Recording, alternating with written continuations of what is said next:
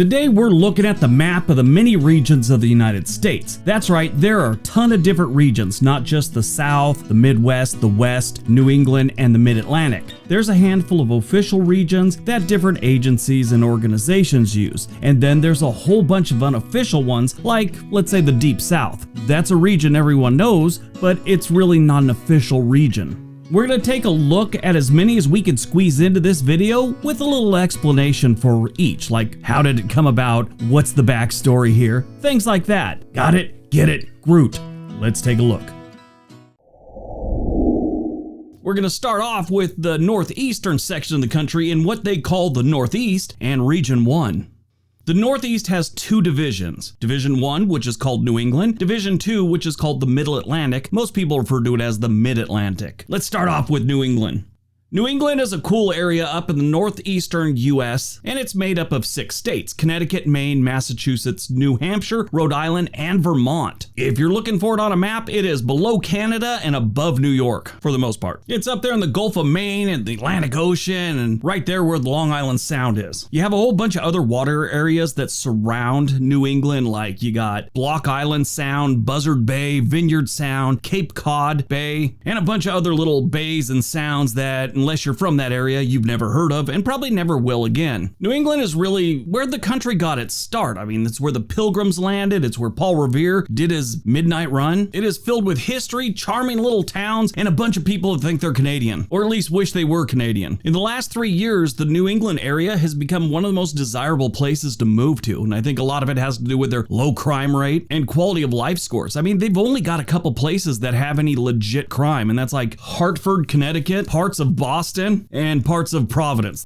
It's really safe, and that's attracting a lot of people. You just got to be able to deal with all the snow because they get it up there. The second division in the Northeast, Region 1, is the Mid-Atlantic. That has New Jersey, New York, and Pennsylvania. Strange amount of people think Pennsylvania is part of New England, when in reality it doesn't even touch New England. I think it has a lot to do with the history of the Pennsylvania Dutch and all the Amish they have up there and the Mennonites. Most people that think that Pennsylvania is part of New England, really, they just have a passing interest in geography and American history. Of course, you have New York and New York City, where this country really kind of got its start. This is where everyone first started flooding in to the United States, or what would become the United States. Sure, there was other places that started before and had some people there, but this was like the first major hub of the United States. And of course, New Jersey. New Jersey has a ton of American history. Again, most people just have thoughts of the Jersey Shore and the Sopranos when they think of New Jersey, but there is so much more to this state. You never hear about the inner parts of the state. New Jersey is beautiful. It's got some rough spots just like every other state, and I mean, their capital kind of really blows. I think it's like the second or third worst state capital we have, but other than that, this is a beautiful state that likes to tax people. I got an email years ago about a guy said that he was told by someone that New Jersey started off as a penal colony for people from New York and Philadelphia, or like that was the original plan. I've done some research on it, and I've, tried to look it up. I could find nothing about that, so I think that's false. Like they're gonna section off a whole area by New York and Philadelphia and just put all the convicts there. No country would ever do that. Wait, there's Australia. Never mind. We wouldn't do that in the United States. Now, there are some other regions that are in here that are unofficial, like you have Appalachia. That covers parts of New York and a good section of Pennsylvania, but that one also goes all the way down into the South. Now, one thing to keep in mind, each state has a whole bunch of their own little regions. Like in Maine, they have the 100-mile Wilderness and Acadia, the Down East. This video would literally be 3 hours long if I went over all those. If you'd like to hear about each state's regions, I'd love to do a video. Let me know in the comment section. Now, one thing about the Northeast, you're probably wondering why places like Maryland, Delaware aren't involved. They're right there. Shouldn't they be part of this section of the country? No, they're actually considered southern states, but really they're not. But officially they are. It's strange. Moving on. Region 2, the Midwest. Now, the Midwest is sort of new. Before June 1984, the Midwest region was designated the North Central region. But now it's just Region 2, the Midwest. The Midwest has two divisions, the 3rd Division and the 4th Division. In the 3rd Division, it's called East North Central. That has Illinois, Indiana, Michigan, Ohio, and Wisconsin. In Division 4, which is the West North Central, you have Iowa, Kansas, Minnesota, Missouri, Nebraska, North Dakota, and South Dakota. This is where you'll find find the Great Plains, at least part of the Great Plains. This is also flyover country, Middle America. You'll find regions like the Dakotas here, the Ohio Valley. You also have parts of what's known as the High Plains in the Midwest. The Midwest, though, is like the heartland of America. It's known for families, down-to-earth people. It is known for farming and manufacturing. Manufacturing isn't what it used to be, but it still has a good portion of the United States manufacturing. This is also where you'll find the Rust Belt. The Rust Belt is a region of the United States that's experienced industrial decline starting in the 1950s. This is where a lot of our manufacturing was and where a lot of it left from. This touches a good portion of the country. New Jersey, Ohio, Pennsylvania,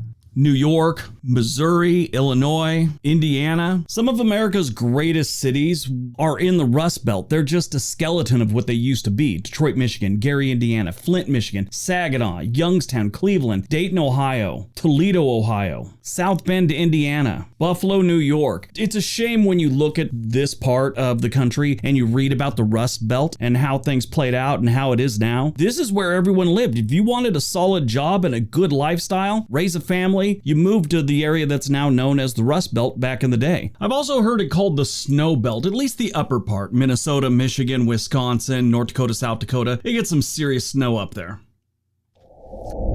Region 3, the South. The South has 3 different divisions. You have Division 5, which is the South Atlantic. Delaware, Florida, Georgia, Maryland, North Carolina, South Carolina, Virginia, Washington, D.C., and West Virginia. You have the East South Central, which is Division 6. That includes Alabama, Kentucky, Mississippi, and Tennessee. And then, of course, Division 7, which is the West South Central. That includes Arkansas, Louisiana, Oklahoma, and Texas. There are several other unofficial regions of the South, like the Deep South. That's probably the most well-known. That includes Louisiana, Alabama, Mississippi, Georgia, and South Carolina. Sometimes Texas and Florida are included in the Deep South, but originally the Deep South was just those 5 states. The Deep South is a term that really didn't show up until the Civil War, and it's pretty much the same region as the Cotton Belt. That's where their biggest crop was, which was the cotton at the time, and those were the 5 states where the cotton was being grown the most. You also have the Black Belt. There's 2 different versions of the Black Belt. One has to do with the fertile soil of Alabama, and one has to do with the color of the skin of the people that were working the farms back in the day. Now, there is 2 versions of the Black Belt, so before you correct me, which I've been corrected several times on this one, you just have to know there are 2 different versions of what the Black Belt is. Neither are official. It's just what people call the area. You also have the Old South, which was states that were part of the original 13 colonies. These states would be Virginia, Delaware, Maryland, Georgia, North Carolina, and South Carolina, and technically West Virginia, but West Virginia at the time was part of Virginia. Regionally, the South accounts for almost 40% of the American population. It was also the fastest growing part of the country between 2021 and 2022, and is home to 4 of the country's 10 most populous states. The South is known for Southern hospitality, just good people, down-to-earth people. These days, they've got a lot of poverty. It's known as a really cheap place to live. Things have gotten so expensive here in the United States that a lot of people are just, overlooking all the problems that the South might have just so they could save a buck. Now, it does have a bad reputation, but they have some incredibly great places to live. Atlanta, for being a big metro area, it's not a bad place to live as far as big cities go. Charleston, South Carolina is amazing. Savannah, Georgia is great. The northwest corner of Arkansas is a great place to be moving to these days. North Carolina is one of the most popular states to move to. Asheville, Raleigh-Durham, Charlotte, great places to live. You have the Outer Banks, but you also have heat, humidity, mosquitoes, and hurricanes. One of my favorite regions is sort of in the South. It's part of Arkansas, which is the Ozarks. I love the Ozarks. It's beautiful. Arkansas has a whole host of problems, but it is easily one of the most beautiful states we have, naturally. It's known as the natural state. When it comes to other southern states, there's some states I don't feel should be in there, like Texas and Oklahoma. I think Texas should be part of the West, and I think Oklahoma should be part of the Midwest. That's just my opinion. I don't make the rules.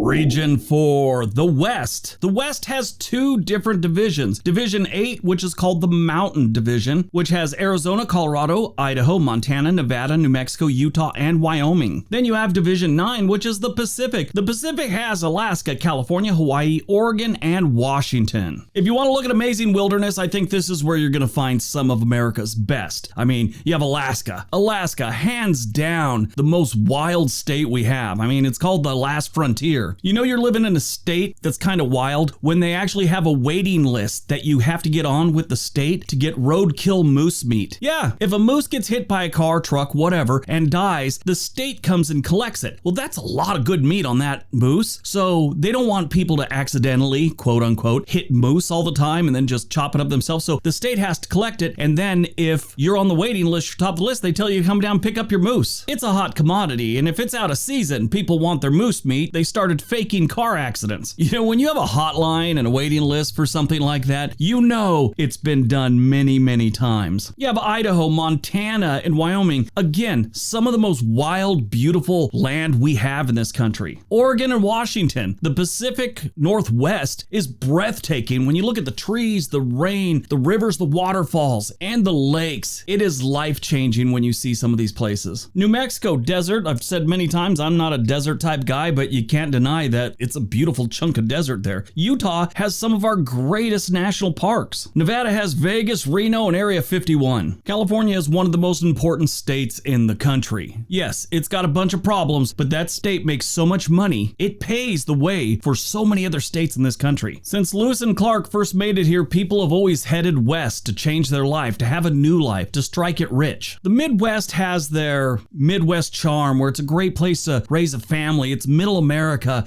The South with their southern hospitality. I think if you pinned anything like that on the West, it would be the sense of adventure. It wasn't too long ago when people were heading this direction to California, Utah, Oregon, Washington, where these people were basically going to the great unknown. They didn't know what was out there. For a lot of us, that was our great-grandparents or our great-great-grandparents. One thing that's kind of stuck with the people out west is helping your neighbor out, because it goes back to where there was nothing out here, no resources. You fended for yourself. Well, the best way to fend for yourself is have some good neighbors. California's not like that, but the other states you can still find that vibe. Out west, you find some of the unofficial regions like the Rocky Mountain region. You find the Great Basin region, which takes up Colorado, Nevada, and parts of California. You even have something called the Californias. The California is the state of California, and then Baja California down in Mexico. Not really part of the United States, but half of it is. You have the Mojave region, which is mostly in California, but also goes into Arizona, Nevada. Up in Idaho, you have the Palouse. Here's a picture of it right here. It's just one of the greatest places to go take some pictures. You also have the Pacific Northwest region, which includes Oregon, Washington, and Idaho, and British Columbia, even though it's part of Canada. You also have the Inland Northwest, which takes up most of the eastern part of Washington, part of northern Idaho, and western Montana, along with a little bit of eastern Oregon. You also have the Four Corner region, which includes Utah, Colorado, Arizona, and New Mexico. It is the only place in the United States where 4 states actually meet. They have this whole nice thing where it's this big monument and like a park around it. It's really nice looking. They have another one. I think it's like Missouri, Iowa, and Illinois, but it's 3. It's where 3 states meet. It's just a pile of rocks with a really small sign, and you gotta go down a dirt road to find it. So those are your main regions with the ones that are inside them. Now, there's a couple other ones that I should mention. There's Sioux land, like the Sioux Indians. That's out in Minnesota, South Dakota, Iowa, Nebraska. You have the Tidewater region. There's the Gulf Coast region, the Virginias, which used to be one Virginia, but then they split it off into West Virginia and Virginia. Of course, you have Tornado Alley. You have Dixie, or Dixieland. That's what they call all the states below the Mason-Dixon line. Those are South Carolina, Mississippi, Alabama, Tennessee, Georgia, Louisiana, North Carolina, Arkansas, Virginia, Texas, Kentucky, and Florida. Now, there's other regions like FBI field regions, there's Treasury regions. We're not going to get into all those. Anyway, I hope you guys enjoyed this little trip around the United States and all the different regions. If you'd like to see more videos like this, let me know in the comment section below. Which is your favorite region? There are other ones. Which one do you think I missed that should have been in here? All right, everyone. Have a great day. Be nice to each other.